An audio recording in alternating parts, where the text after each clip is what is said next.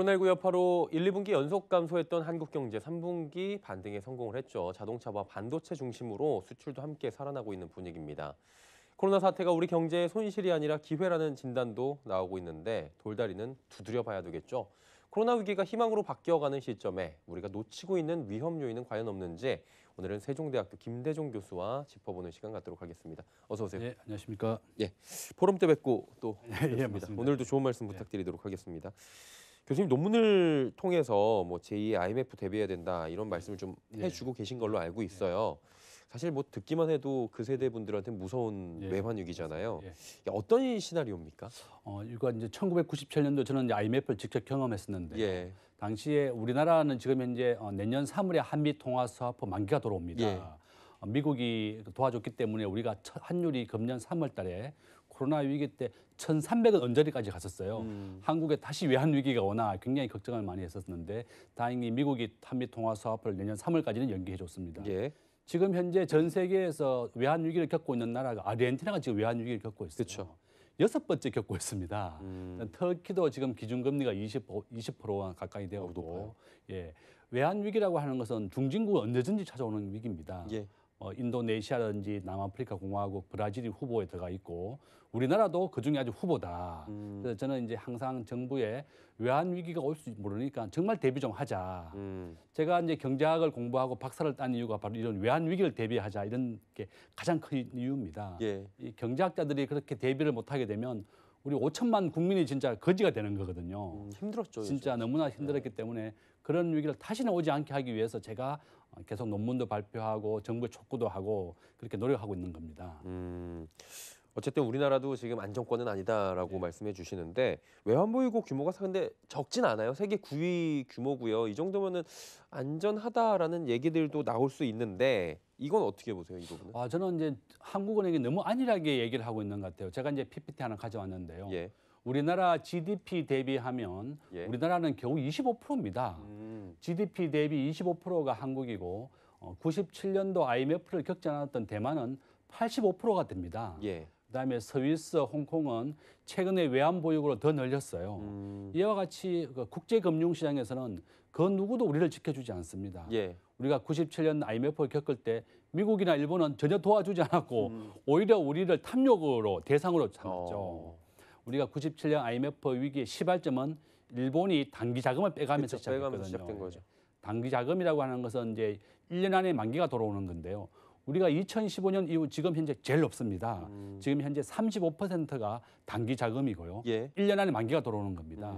그렇게 됐고 우리나라가 무역 의존도가 65%거든요. 전 세계 무역 의존도 1위는 독일인데 70%입니다. 일본과 미국이 20%가 무역 의존도니까 이 나라들은 미국과 일본은 기축통화국이에요. 자기들이 돈이 부족하면 찍어내면 되거든요. 그렇지만 한국은 전혀 뭐 그게 아니고 미국이나 일본에 의존해야 되는 상황이다. 그래서 제가 이제 정부에 말하는 것은 외환 위기가 또 다시 올 수 있으니까 이렇게 외환 보유고를 충분히 비축하고 지금 환율이 1,130원은 많이 안정이 되어 있습니다. 그러니까 이게 이럴 때 오히려 좀 비축을 하고 작년에 우리나라가 매년 100조씩 순이익을 내고 있거든요. 무역 흑자를. 그러니까 우리 무역 흑자를 낼 때 비축을 해서 좀 대비를 하자. 그게 제일 저의 큰 요구 사항이죠. 정부에 대해서.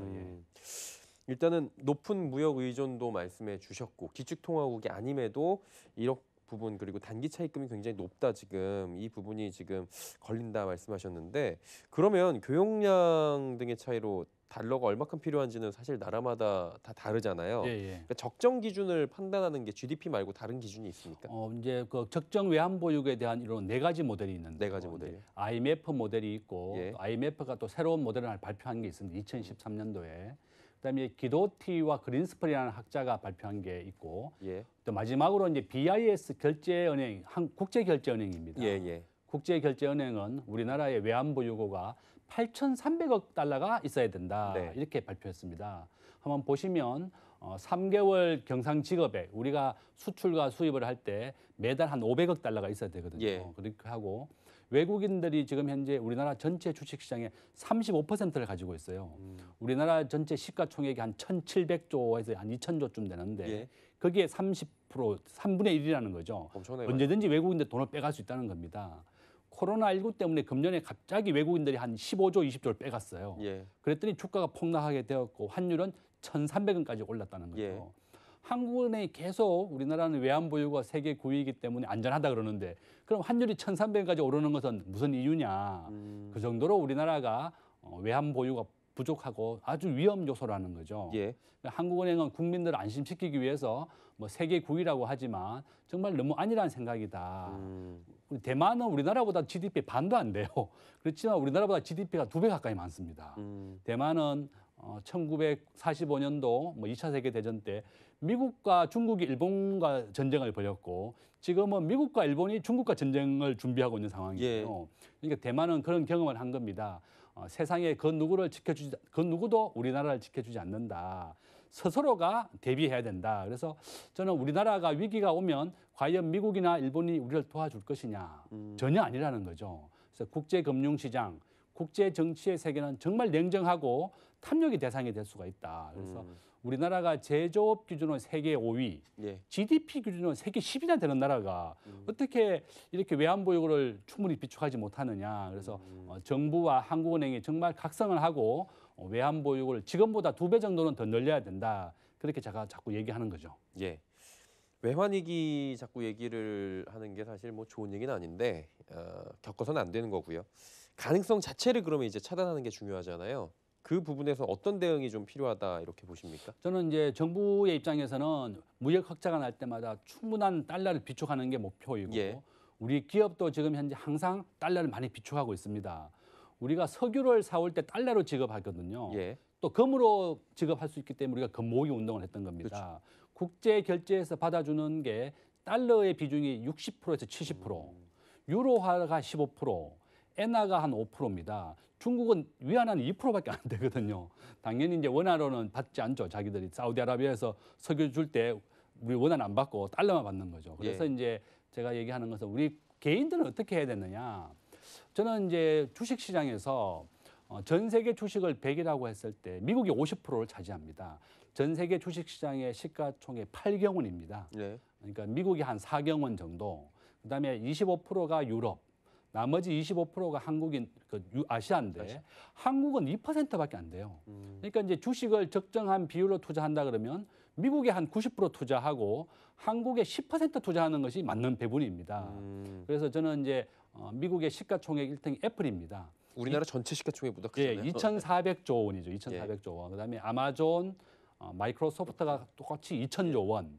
우리나라 시가총액이 한 1,700조쯤 되거든요. 그러니까 이제 가급적이면 미국의 시가총액 1, 2위 기업들, 우량한 애플 같은 기업을 사라. 그다음에 나머지 10% 정도는 한국에 있는 뭐 우량한 기업들, 삼성전자나 네이버, 카카오 같이 주식이라고 하는 것은 제일 중요한 것이 미래 가치입니다. 그렇죠. 미래에 돈을 벌어올 수 있는 기업을 투자해야 되거든요. 그래서 저는 최근에 애플이 2년 만에 시가총액이 2배가 되었어요. 지난 20년으로 기준했을 때 엄마 아파트가 10배 올랐습니다. 삼성전자가 100배 올랐고, 그다음 애플이 한 800배 올랐고, 아마존은 2,000배 올랐어요. 그러니까 오히려 미국 주식의 성장률이 훨씬 빠르다. 제가 94년도에 정권에서 입사했는데 그때 1,000포인트였거든요.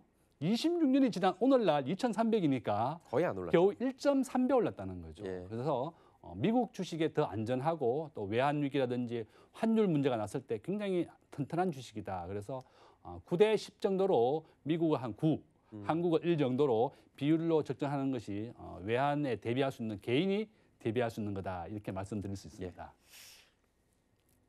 요즘에 이런 걸 팩트 폭행이라고 그래요. 그래요? 외환 보유고 확대 그리고 뭐 이제 한국은의 외환 보유고 운영에 대해서 조금 이제 문제점을 제기를 하신 걸로 저희가 들었어요. 이 구체적으로 무엇이 문제이고 그럼 어떻게 개선하면 좋을지 이 부분도 있으실 것 같은데요. 저는 이제 한국은행이 이제 외환 보유고를 어디에 투자하고 있는지 내가 많이 물었는데 대답을 잘 안 해주더라고요. 2017년도 한국은행 홈페이지에서 공개했습니다. 한국은행이 어디에 투자하고 있느냐? 정부채가 36%고요. 정부 기관채가 20%, 그다음에 회사채가 14%. 그다음에 자산 유동화 정권이라고 해서 MBS가 한 10%, 현금은 6%밖에 없습니다. 그러니까 우리나라 전체 외환 보유고의 4천억 달러 중에서 인출할 수 있는 돈이 6%밖에 안 된다는 거죠. 우리가 투자의 3대 원칙이 수익성, 안전성, 황금성인데 황금성이라고 하는 것이 언제든지 현금으로 인출할 수 있는 거거든요. 그렇죠. 한국은행이 그 비율을조차도 지키지 않고 있다. 또한 이게 보면 정부 기관체 미국에 있는 부동산 회사입니다. 프레디맥이라고 하는 회사에 엄청나게 투자를 해가지고 휴지가 될 뻔했어요. 미국이 2008년도 금융위기가 왔을 때 이 회사를 청산하려고 했거든요. 그러니까 우리나라의 LH공사하고 똑같은 게 미국의 프레디맥이라고 하는 회사입니다. 그런데 미국 정부가 보정한 거니까 또 보정을 해주자 이렇게 해서 겨우 살아났죠. 그러니까 절대 믿을 수가 없다는 거죠. 그래서 제가 부탁드리고 싶은 것은 미국의 국채, 그다음에 미국의 현금으로 보관해야 하는 것이 제일 좋은 방법이다.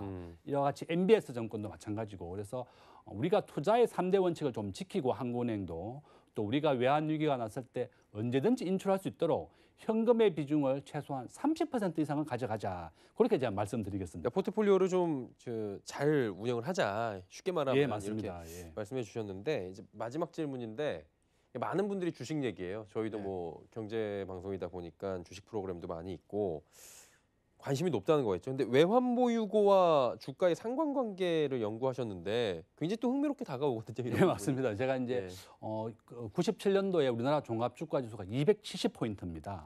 삼성전자가 그때 3만 원이었고 우리가 이제 300만 원까지 액면 분할하기 전에 올라왔었잖아요. 한 100배 정도 올랐었다. 그래서 제가 이제 비교해 보니까 외환 보유고라든지 경제가 안정돼 있을 때는 주가가 많이 높지만 이렇게 외환 위기를 겪으면 주가가 폭락하게 됩니다. 그래서 제가 다시 한번 사람들에게 다시 우리나라에 외환 위기가 온다면 삼성전자를 사야 된다 이렇게 농담삼아 많이 했는데 정말 이와 같이 외환 위기가 온다 그러면 우리나라의 모든 기업이 큰 위기를 맞게 됩니다. 그래서 이제 상관관계가 90% 가까이 됩니다. 외환 위기와 또 외환 보유고와 주가와의 관계는 그래서 정부나 우리 투자하시는 분들도 너무 한국 주식에 일방적으로 하지 말고 내가 60세 은퇴할 때까지 주식을 투자한다. 또 우량한 기업, 애플이나 아마존이 나를 위해서 돈을 벌어온다. 그 삼성전자의 30만 명이 나를 위해서 돈을 벌어오는 겁니다. 그래서 60세까지 투자를 하시고 장기적인 투자를 해야 되겠다. 두 번째는 우량한 기업은 절대 손절만 하지 마십시오. 대신에 국내 한 10위 이내 우량한 기업 위주로만 투자해야 되겠고 뭐 코로나 위기라든지 또 뭐 새로운 위기가 왔을 때 오히려 저가 매수할 수 있는 기회입니다. 그래서 절대로 짧게 매수하지 마시고 제가 뭐 작전 종목이나 이런 데 투자하고 싶다고 물어보면 내가 투자하는 금액이 한 2, 3% 정도 없어도 될 듯만 해라. 그래서 오히려 미국의 애플, 아마존 우량한 주식, 한국에는 네이버나 카카오, 뭐 삼성전자 같이 우량한 주식만 투자하는 것을 저는 권해드리겠습니다. 예, 알겠습니다. 코로나 시대 외환 시장의 위험 요소 점검들 이야기 함께 해봤고요. 세종대학교 김대중 교수와 함께했습니다. 고맙습니다.